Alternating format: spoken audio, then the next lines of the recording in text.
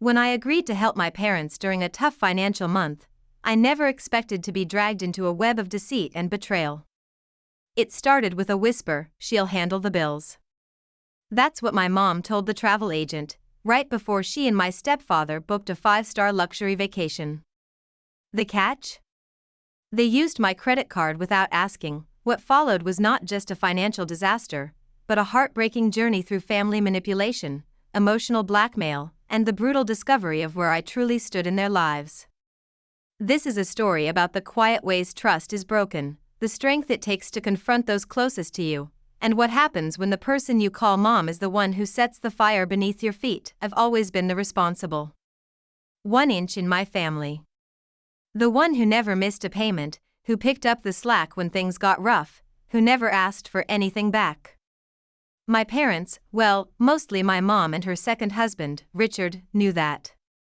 I thought they appreciated it. I thought they respected the boundaries I had carefully drawn. Turns out, I was wrong. It started with a phone call. My mom's voice was unusually sweet, almost rehearsed. "Hey honey," she said, "Richard and I were thinking about taking a little break. Just a few days to recharge, you know?" I remember. Smiling. She deserved a break. She'd been stressed lately. "Of course," I said. "That sounds nice." Then came the pause. "Well, here's the thing," she continued, lowering her voice like it was something delicate. "Our credit card is a bit maxed out this month. But we don't want to miss the booking window. It's a package deal.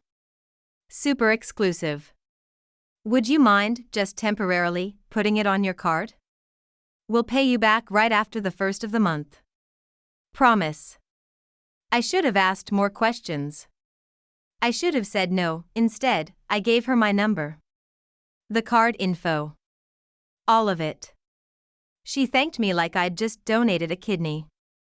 "You're such a lifesaver," she said. "Don't worry. I've got everything covered." But a week later, I got a fraud alert. A $9,200 charge to a luxury resort in Santorini. A suite with a private pool. Spa treatments. Champagne packages. First-class flights. I called my mom in a panic. "Oh, honey, relax," she laughed. "That's the trip I mentioned. I told the agent you'd handle the bills. You did say it was fine." "I said I'd help," I replied, my voice trembling. "Not pay for your honeymoon part 2. Then I remembered. I had overheard something strange on the phone when she was booking. A soft chuckle. Her voice, slightly muffled. She must have thought I was out of earshot. "She'll handle the bills," she said. Whispered it, like it was nothing. Like I was just her backup wallet. That whisper kept playing in my head. Over and over. I was furious, but more than that, I was hurt. She hadn't even asked. She'd decided. And the worst part? I realized this wasn't the first time she had quietly crossed the line. Just the first time it was this expensive. I confronted her again, angrier this time. "You lied to me." She sighed. "Don't be dramatic. You're doing well. We're family. Isn't that what family does?" But something in her tone was off. Cold. Calculated. As if I owed her this. For simply being her daughter. And that's when I started digging. Into my own finances. Into the last few months. Into things I hadn't questioned before, and what I found next made my stomach turn. After that call, I couldn't sleep. I lay awake with a knot in my stomach, thinking about every time I'd said yes to my mom without hesitation. Every little favor. Every check I covered just until next week. Suddenly, all those moments started to feel different, less like kindness, more like a pattern I had never noticed. Or maybe refused to see. The next morning, I opened my laptop and pulled up my credit card statements. I wasn't sure what I was even looking for. I just had this instinct, this gnawing feeling that something didn't add up. The Santorini charge was front and center, of course. But then I saw a $480 charge to a boutique clothing store 2 days before the trip. And another for $320 at a luxury salon. Then a series of Uber Black rides, all originating from my parents' neighborhood. My breath caught. These weren't one-offs. They were preparing for this trip on my dime. I went back 3 months. Found more small charges I hadn't noticed: gas, groceries, random delivery orders. All billed to my card. None authorized. At first, I told myself it had to be a mistake. Maybe I had added her as an authorized user and forgotten? But when I called the bank, they confirmed it. My card had been manually entered each time. No secondary user. No stored account. That night, I showed up at her house unannounced.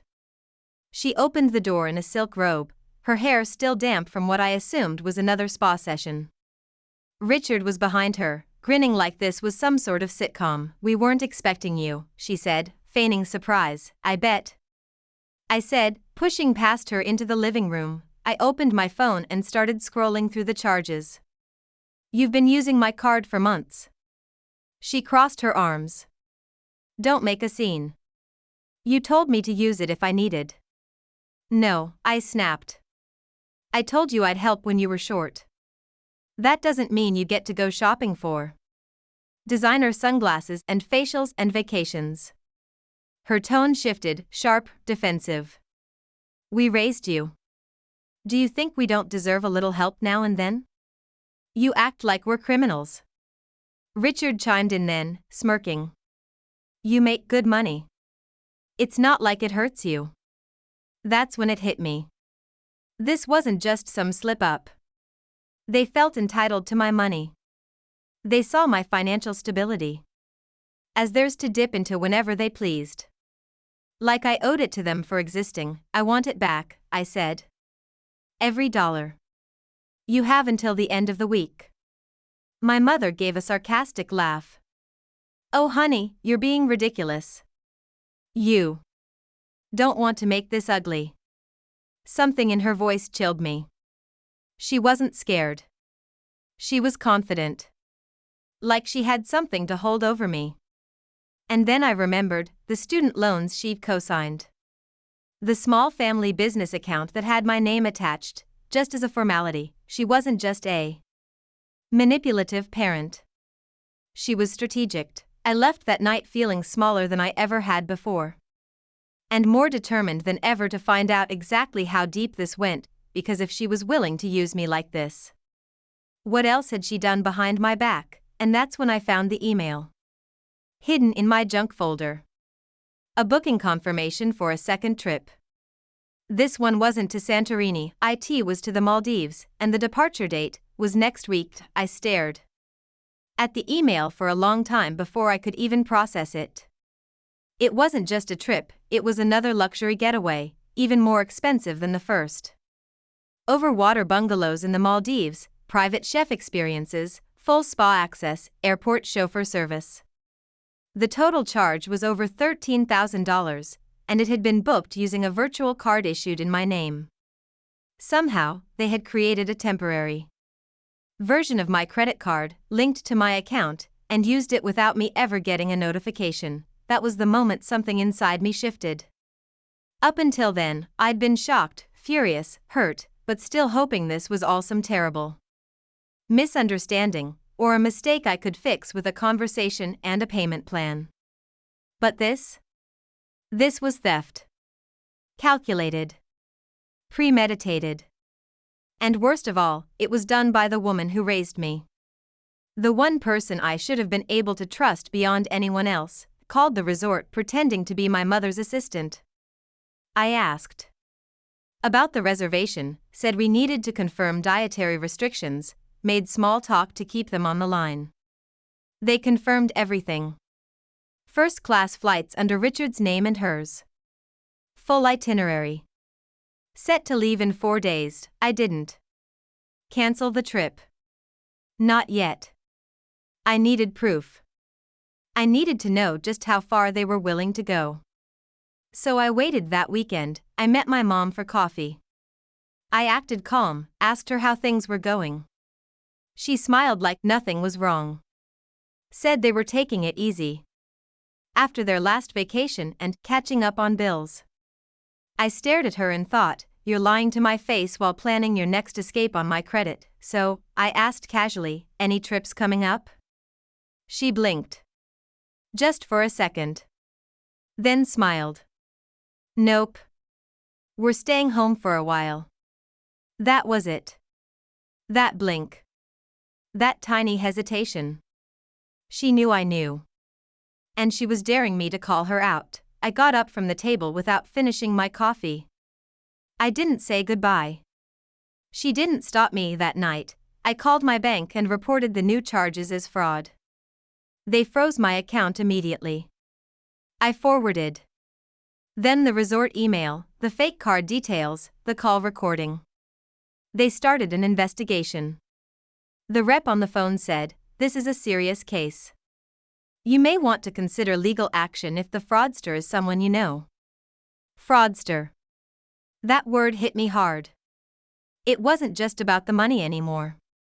It was about what it meant.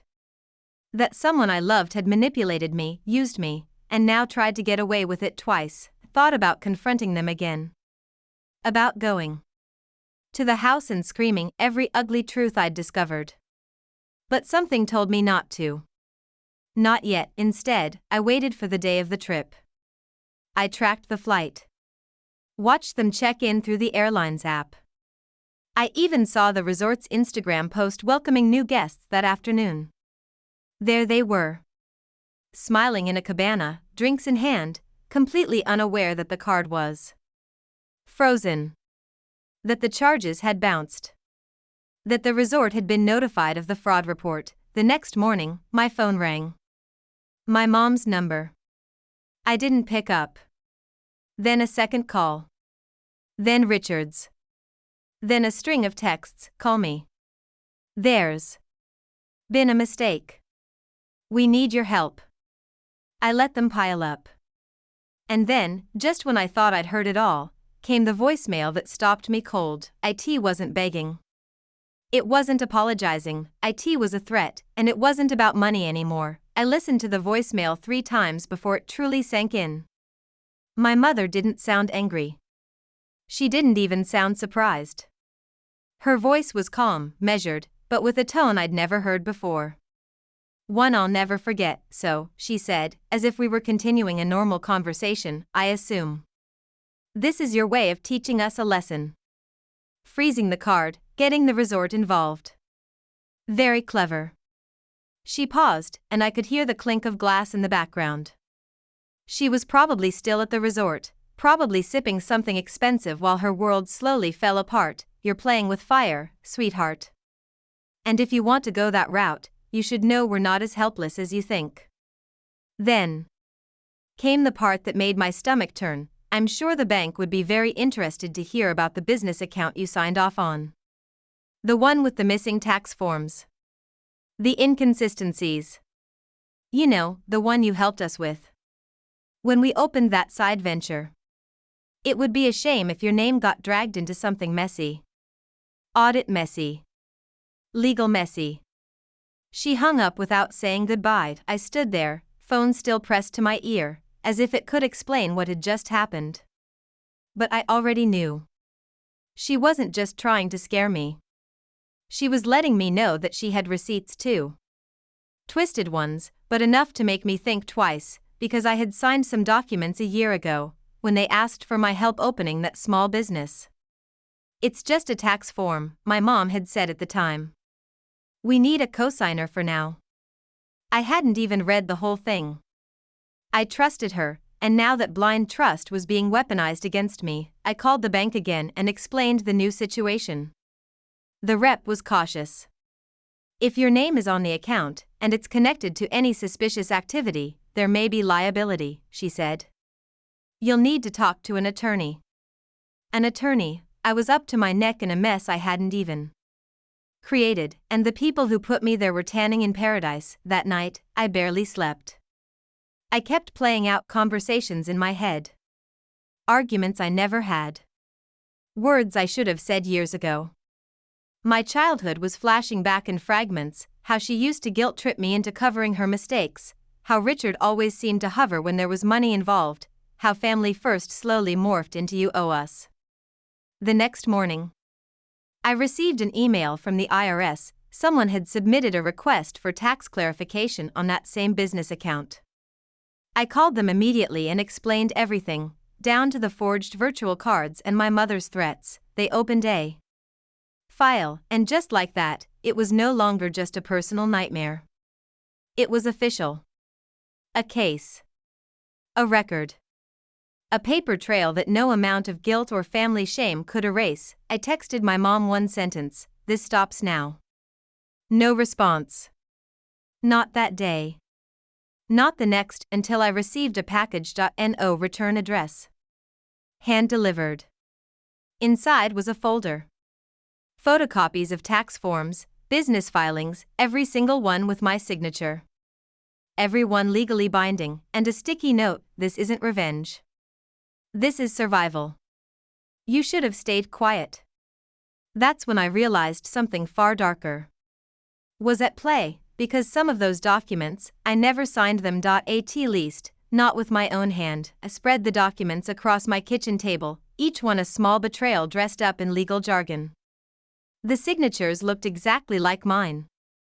Same loops, same pressure points. But I knew they weren't.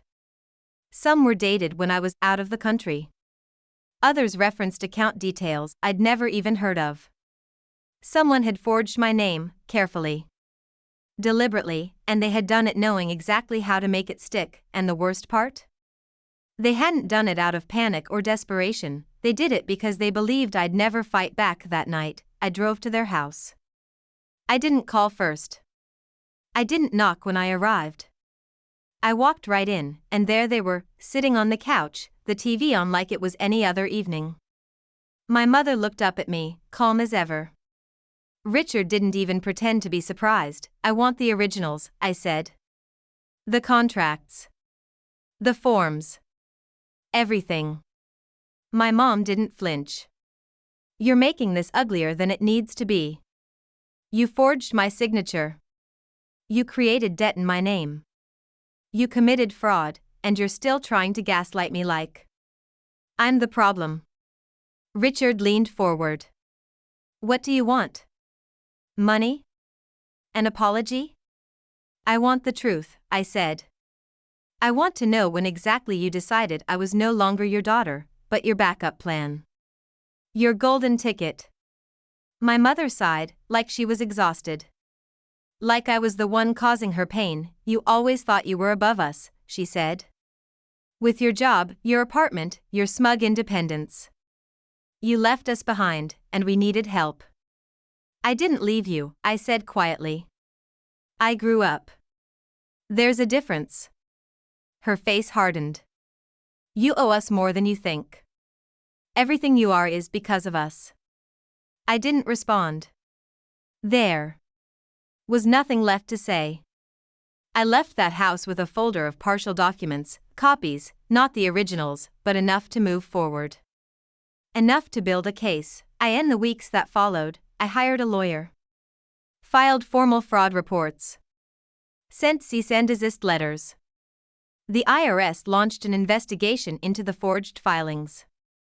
My credit card company confirmed unauthorized activity and reversed a portion of the charges. The fallout was brutal. My mother stopped speaking to me. Richard sent a long, rambling message about betrayal and family loyalty, but I didn't even read it all. I was too busy untangling years of financial mess. My credit score dropped. I had to prove over and over that I wasn't complicit in their crimes. Every time I thought it was over, another form, another charge, another shadow appeared, but I kept going, because somewhere along the way, I stopped seeing this as just about money. This was about reclaiming my voice. About standing up to people who taught me that love comes with debt, that affection can be weaponized, that family means silence even when it's killing you. I wish I could say they apologized. That they understood what they'd done. But they didn't. People like that don't change. They just shift blame. So I changed instead. I closed the joint accounts. I removed my name from every file I could. I moved, blocked their numbers, rebuilt what they broke, and every time I think about calling her, just to hear her voice again, just to see if there's any version of the woman who once tucked me in at night, I replay that whisper, she'll handle the bills. And I remember exactly who she chose to be. Now, I choose who I become next.